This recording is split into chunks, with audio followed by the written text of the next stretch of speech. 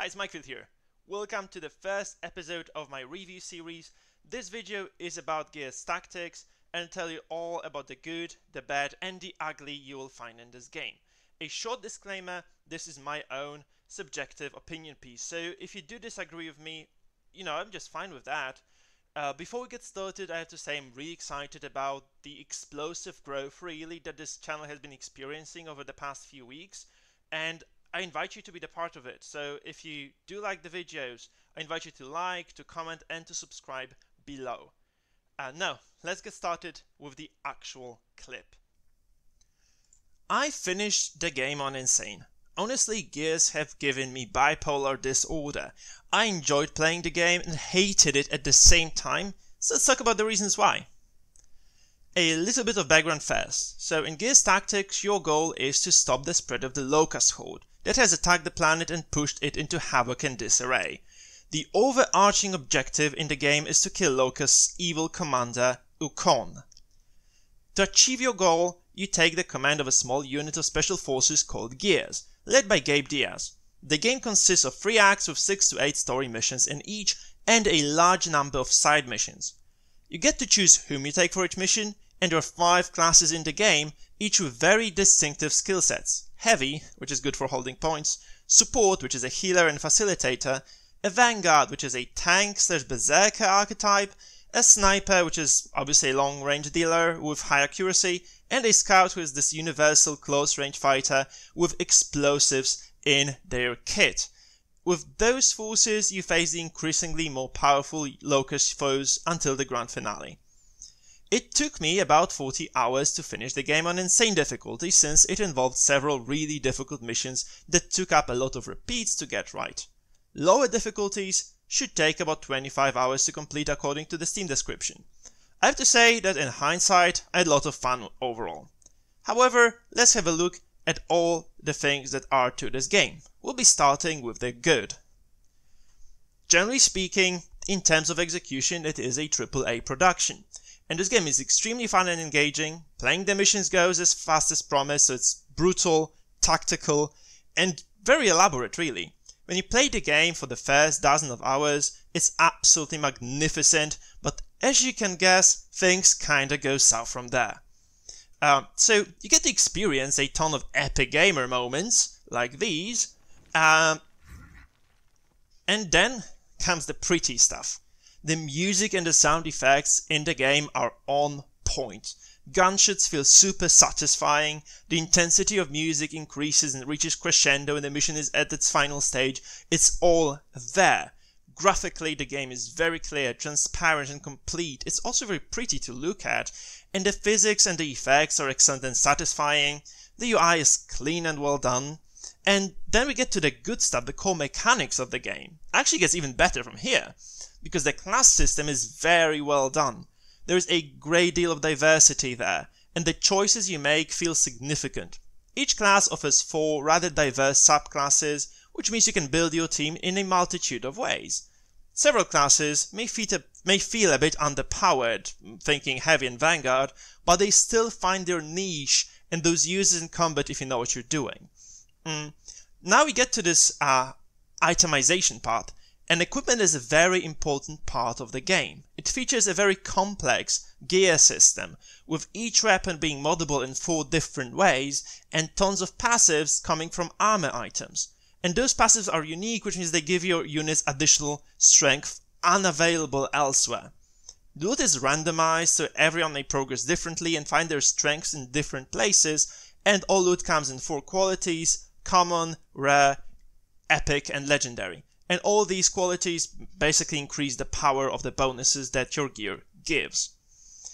In combat, planning and executing feels great, though RNG does screw you over occasionally. There's just occupational hazard for tactical games though, so you just have to live with that. The learning curve for Insane is steep, but getting the gimmicks down is actually very satisfying. So once you begin to understand how the game plays, you basically just kind of begin to enjoy, how difficult the Insane difficulty is. And even knowing how to play does not trivialize the encounters then, and a well-equipped team will struggle on Insane if you fall too hard or make too many mistakes. So you always need to have a good plan and execute it well as well. And this is it for the good. Now we're going to the bad.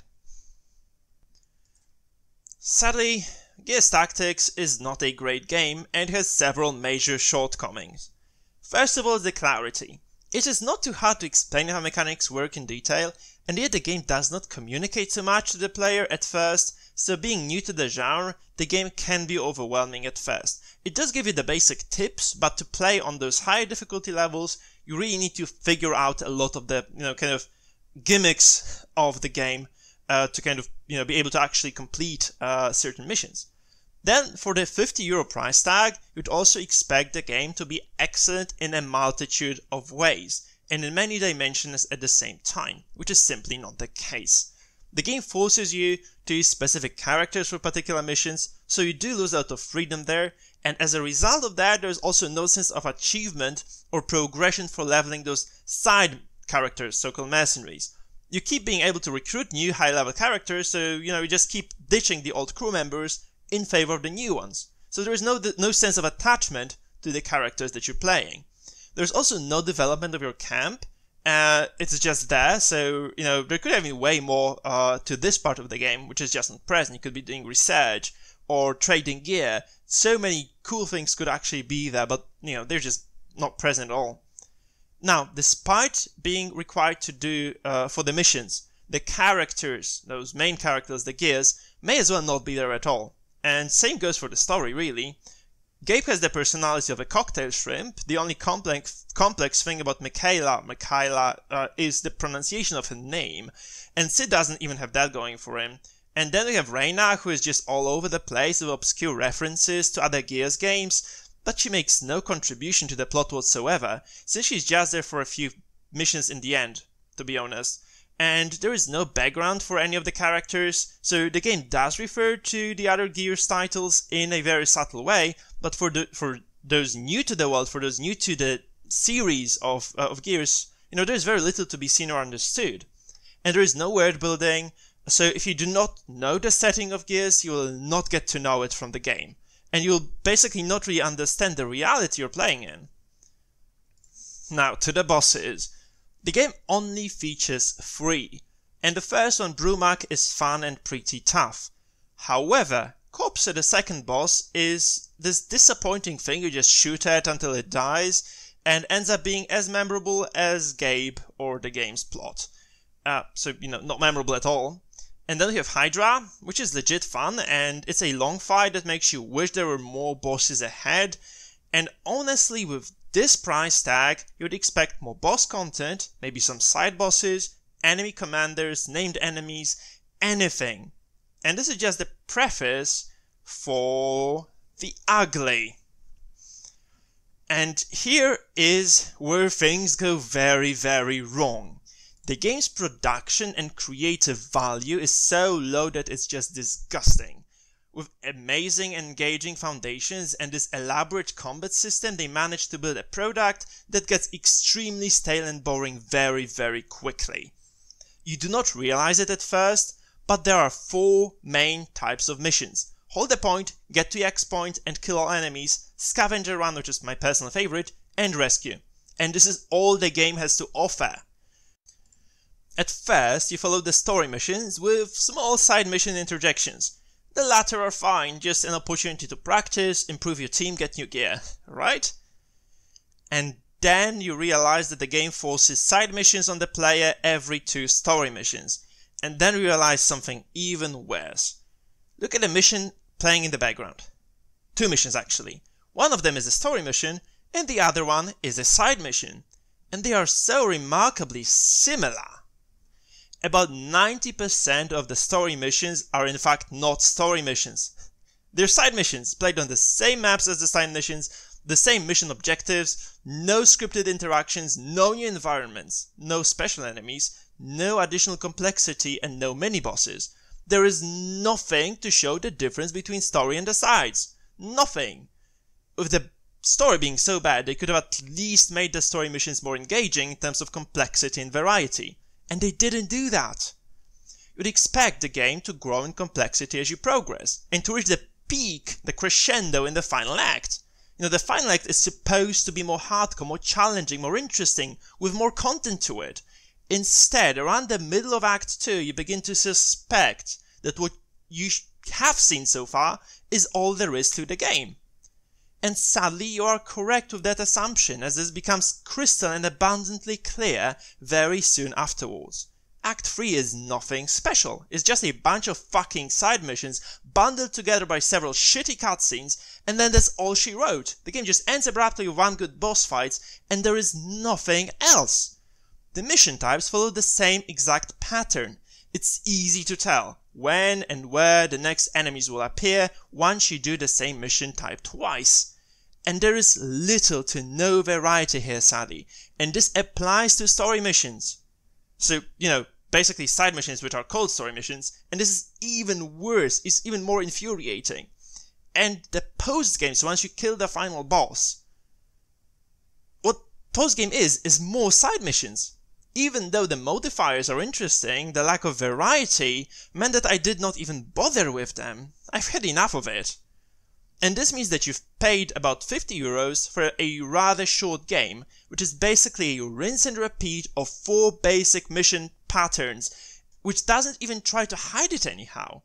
4 missions repeated over and over again, 3 boss fights, 3 or 4 unique maps, and that's all there is. This is just bad design, really. Or lazy one at that. So, I would like to wrap it up, since the final part was probably so depressing that you forgot about all the good stuff. So, Gears Tactics is a fun little game. It is just extremely disappointing to experience how little there is to the game compared to what there could have been. There is so much potential that just was wasted, and due to how lazily and sloppily the game has been executed content-wise, the game reminds me of Asian MMOs from the 2000s. Little bit of decent content which is mindlessly copy-pasted and slapped over and over again. And that's all. I only completed the game because I feel, at least, I committed the sunk cost fallacy. I just expected more invested time to eventually pay off.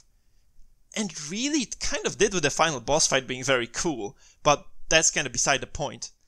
Well, I also wanted to write an educated review about it. I wanted to make sure that the plot of the game wouldn't suddenly take a turn for the better in the middle of the final act, and I would miss it, and then you guys would eat me alive in the comments.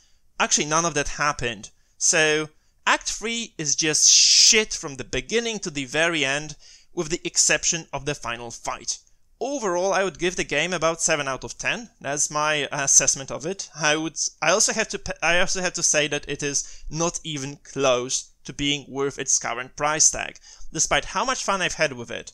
If I were you, I would wait with buying it until the price goes down significantly, or just get it via Xbox Game Pass for virtually free. Okay, this was Mikefield's review. The good, the bad and the ugly. If you enjoyed watching, please remember to like, comment and subscribe, it means a ton to me.